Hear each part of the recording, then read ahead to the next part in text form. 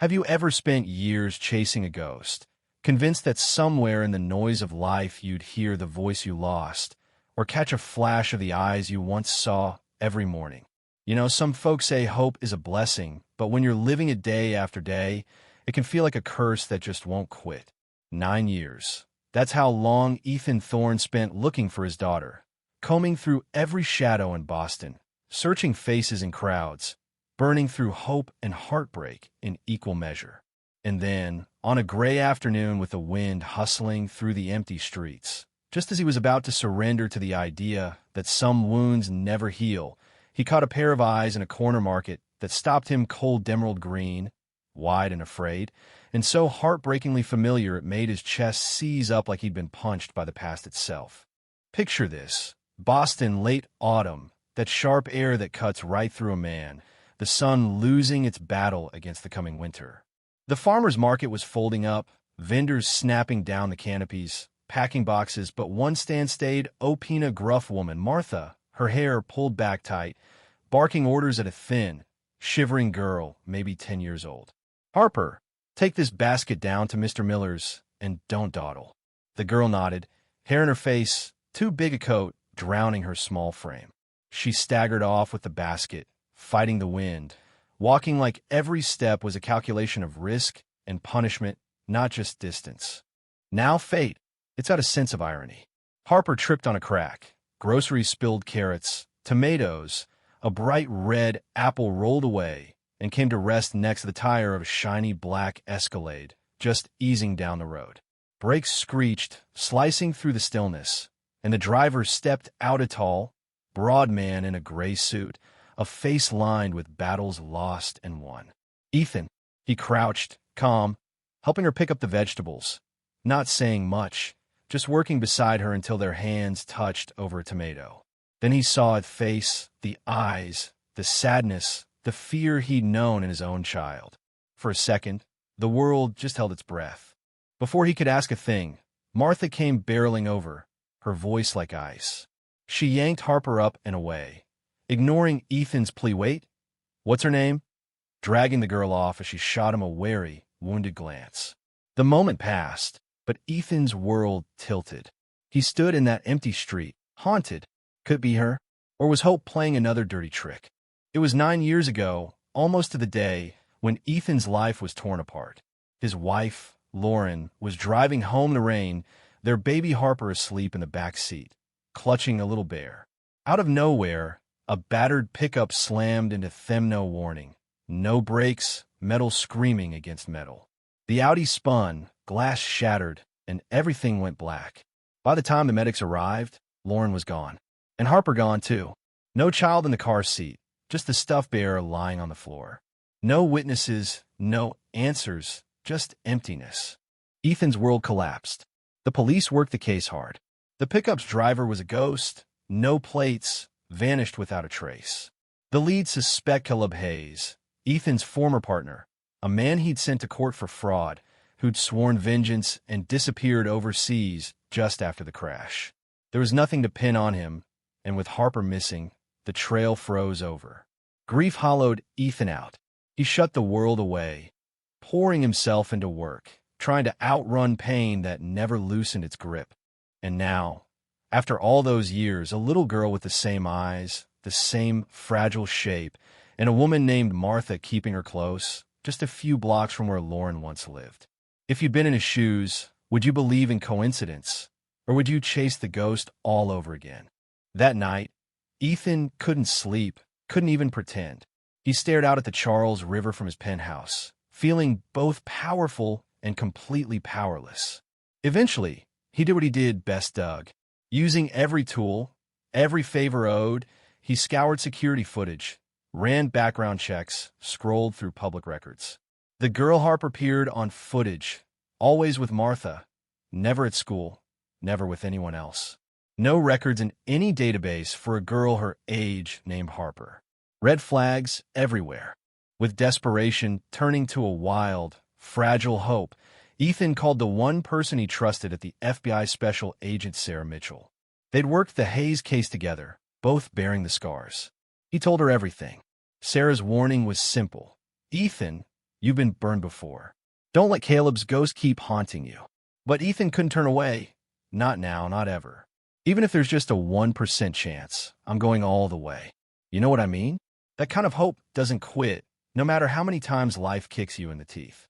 That night, Ethan's dreams turned dark. Harper slipping through his fingers, her voice lost in the rain.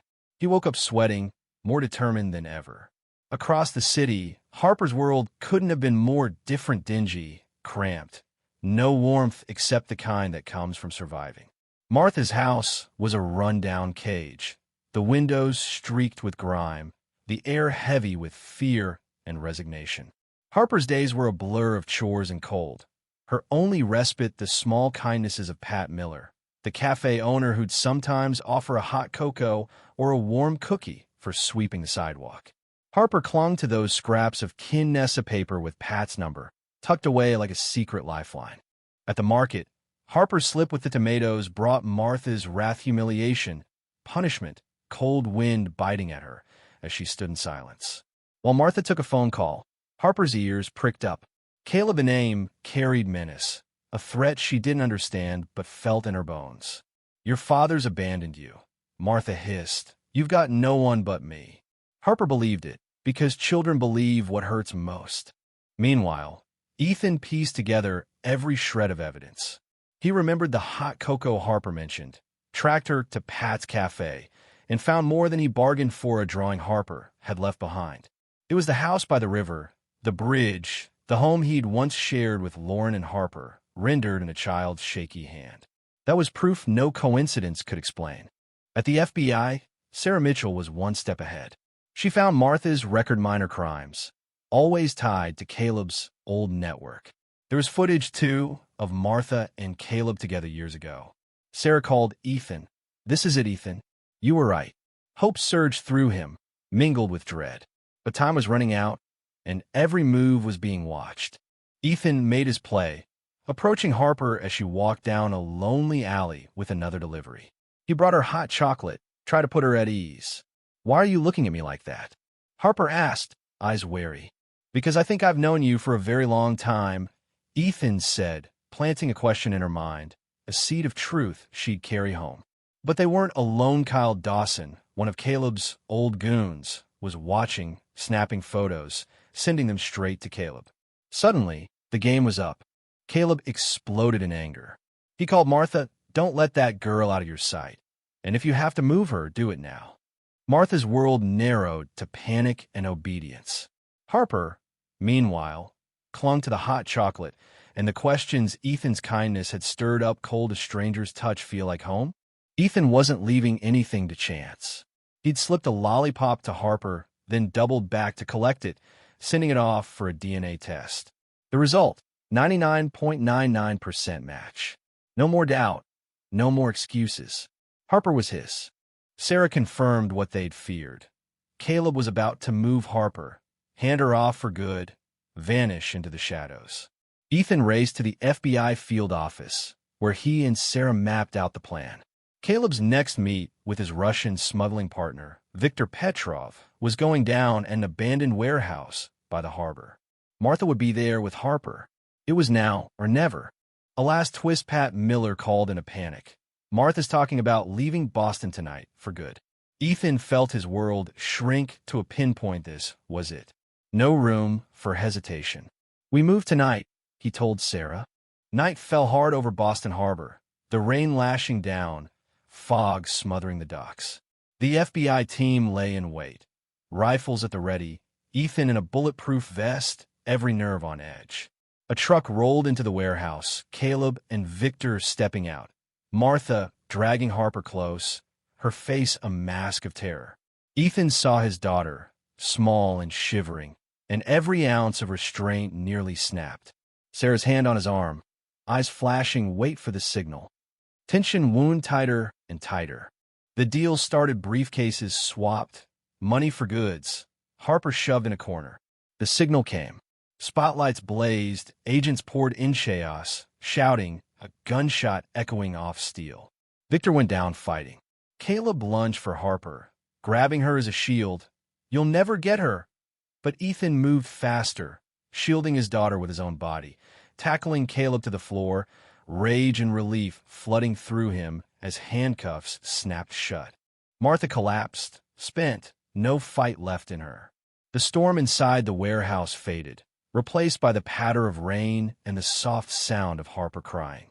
Ethan knelt before her, took her face in his hands, whispering, "Harper." She looked at him, really looked then. In a sudden rush, she hugged him, clinging tight. Through her tears came a single word, "Dad." Ethan's heart broke and healed in the same breath. The next morning, in a new house on the edge of town, sunlight spilled through the kitchen windows. Harper, dressed warm and safe, drew quietly at the table. Ethan made coffee, laid out a photo of Lauren, and told Harper about the mother she'd never known. No bitterness, just the truth and 1,000 hopes for the future. Harper listened, her small fingers tracing Lauren's smile. The phone rang. "Sarah, it's over. Caleb and Martha are going away for a long, long time. Harper's safe." Ethan hung up, feeling lighter than he had in years. Father and daughter stepped outside. Ethan pushed Harper on a swing, her laughter rising free for the first time, pure and bright. He watched her as daughter, found at last, and realized the real journey was just beginning. But you know what? Not every story ties itself up neat. The wounds of the past run deep. Justice, when it comes, isn't always enough to make you whole. And forgiveness, well, that takes longer than a single night. Caleb's monstrous revenge, born from greed and envy, destroyed lives, but in the end, justice caught up with him. Harper's life, caged and silent, was saved not just by a father's relentless hope, but by small acts of kindness: a cup of cocoa, a gentle word, a scrap of paper with a phone number. So if you've made it this far, tell me what struck you most about Ethan's journey. If it were you, would you have chased every lead or let hope die? And what about the price of justice? Was it enough? Or could it ever be? Let's talk about what you'd have done differently, or what this story says about the ties that bind us, the ones that survive even the darkest winters. Because in the end, as long as you don't give up, sometimes miracles find their way home.